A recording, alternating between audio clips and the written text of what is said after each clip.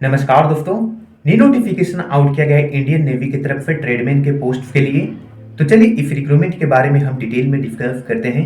दोस्तों, अगर आप इस चैनल पर फर्स्ट टाइम विजिट किए हैं तो आप इस चैनल से जुड़ जाइए और इस वीडियो को अपने दोस्तों को भी शेयर कर दीजिए ताकि इस रिक्रूटमेंट के बारे में आपके दोस्तों को भी पता चल सके। तो चलिए डिस्कशन स्टार्ट करते हैं। दोस्तों, इंडियन नेवी इंडिया के एलिजिबल कैंडिडेट्स को ट्रेडमैन के पोस्ट के लिए ऑनलाइन एप्लीकेशन इनवाइट करता है। दोस्तों, इसमें टोटल वैकेंसीज 362 है, जिसमें ट्रेडमैन मेट में अनरिजर्व के लिए 139 वैकेंसीज है, ओबीसी के लिए 91 वैकेंसीज है, एससी के लिए 50 वैकेंसीज है, एसटी एप्लीकेंट्स के लिए 25 वैकेंसीज है, ईडब्ल्यूएस के लिए 33 वैकेंसीज है। बाकी आप ट्रेडमैन मेट एनएडी डोलीगंज के लिए स्क्रीन पे देख पा रहे होंगे।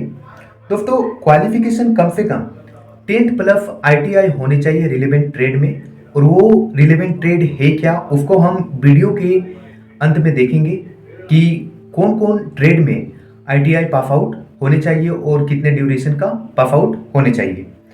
एज कम से कम 18 होने चाहिए और मैक्सिमम 25 होने चाहिए। अगर आपका एज 18 से 25 साल के बीच में है देन आप इस फॉर्म को अप्लाई करने के लिए एलिजिबल हैं। एज रिलैक्सेशन दिया जाएगा as per the rules. Age relaxation का मतलब होता है एज में एक्स्ट्रा छूट देना। एससी एसटी कैटेगरी के कैंडिडेट्स को जनरली 5 ईयर तक का एज में रिलैक्सेशन दिया जाएगा।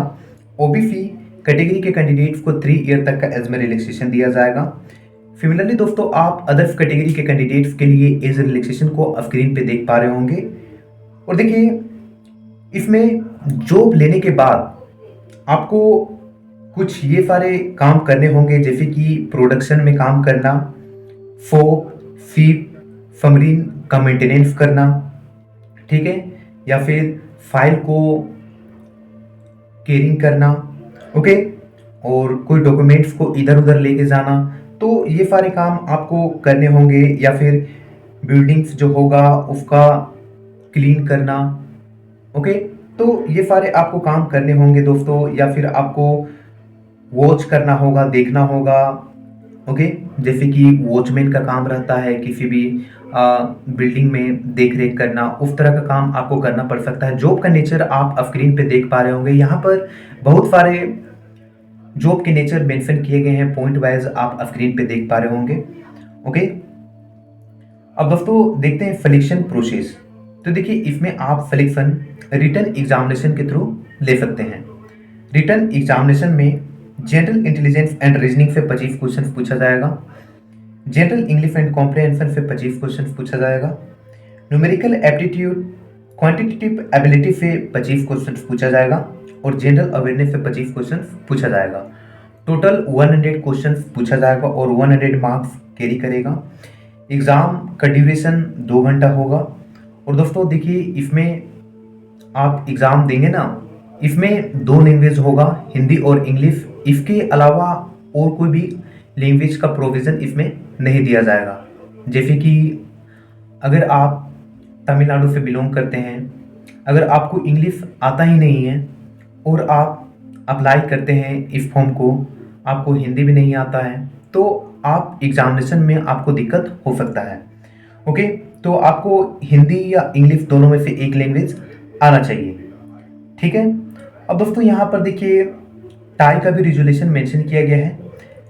सपोज दैट एक्स और वाई कैंडिडेट्स हैं, 2 कैंडिडेट्स हैं, ठीक। तो दोनों कैंडिडेट्स का अगर मार्क्स सेम हो जाता है रिटन एग्जामिनेशन में, तो देखिए इसमें फर्स्ट प्रेफरेंस वो कैंडिडेट्स को दिया जाएगा जिन कैंडिडेट्स का एज ज़्यादा होगा, जैसे कि एक्स कैंडिडेट्स है और वाई कैंडिडेट्स। तो एक्स कैंडिडेट्स का अगर एज 22 होता है और वाई कैंडिडेट्स का एज 23 होता है, तो वाई वाले कैंडिडेट्स को फर्स्ट प्रेफरेंस दिया जाएगा। अब देखिए, अगर एज भी अगर सेम हो गया, अगर एज भी सेम हो गया, तो वैसा कंडीशन में इंग्लिश अल्फ़ाबेट में जिन कैंडिडेट्स का फर्स्ट लेटर आता है, जैसे कि एक्स और वाई है, तो इंग्लिश का अल्फ़ाबेट में सबसे पहले एक्स लेटर आता है, तो एक्स वाले कैंडिडेट्स को फर्स्ट प्रेफरेंस दिया जाएगा। तो टाई को इस तरह से रिजॉल्व किया जाएगा, ठीक है। अब दोस्तों, सिलेबस को आप देख पा रहे होंगे स्क्रीन पे कि जनरल इंटेलिजेंस एंड रीजनिंग से ये सारे टॉपिक से क्वेश्चन आपको पूछा जाएगा। जनरल इंग्लिश एंड कॉम्प्रिहेंशन से ये सारे टॉपिक से क्वेश्चन आपको पूछा जाएगा। न्यूमेरिकल एप्टीट्यूड्स, क्वांटिटेटिव एबिलिटीज से ये सारे टॉपिक से क्वेश्चन पूछा जाएगा। जनरल अवेयरनेस से ये सारे टॉपिक से क्वेश्चन पूछा जाएगा। अब देखिए एग्जामिनेशन सेंटर का बात आता है, तो देखिए एग्जाम का सेंटर सिर्फ अंडमान एंड निकोबार में ही पड़ेगा, उसके अलावा और कोई अदर स्टेट में या फिर यूटी में नहीं पड़ेगा। यहाँ पर स्पष्ट रूप से मेंशन कर दिया गया है। देखिए ये ऑफिशियल वेबसाइट है, ऑफिशियल वेबसाइट में जो मेंशन किया गया है उसी के हिसाब से मैं आपको जानकारी प्रोवाइड कर रहा हूँ, ठीक है। अब देखिए इसमें ज्वाइनिंग लेने के बाद आपको अंडमान निकोबार में ही काम करना होगा, ठीक है। अब देखिए ऑनलाइन एप्लीकेशन आप 26 अगस्त 2023 से 25 सितंबर 2023 के बीच में अप्लाई कर सकते हैं, ठीक है। अब दोस्तों कुछ जनरल इंस्ट्रक्शन से इसको आप देख लीजिए, स्क्रीन पे मेंशन किया गया है, ओके। फॉर्म को अप्लाई करने से पहले एक बार आप इसको ज़रूर देखिए, ताकि आपको फॉर्म को अप्लाई करने से किसी भी तरह का प्रॉब्लम्स का फेस ना करना पड़े, या फिर आप फॉर्म को जब अप्लाई कर रहे हो तो उसमें किसी भी तरह का मिस्टेक ना हो, ओके। तो ये जनरल इंस्ट्रक्शंस को जो आप स्क्रीन पे देख पा रहे हैं इसको आप जरूर देखिए, एक बार स्टडी कर लीजिए, ठीक है। और देखिए यहाँ पर मैंने आपको बोला था कि आईटीआई कौन से ट्रेड्स में होने चाहिए। तो दोस्तों देखिए अगर आप कारपेंटर से आईटीआई किए हुए हैं तो 1 ईयर ड्यूरेशन का होनी चाहिए आईटीआई, ठीक है। अगर आप फिटर से कंप्लीट किए हैं तो 2 ईयर के ड्यूरेशन का आईटीआई होनी चाहिए।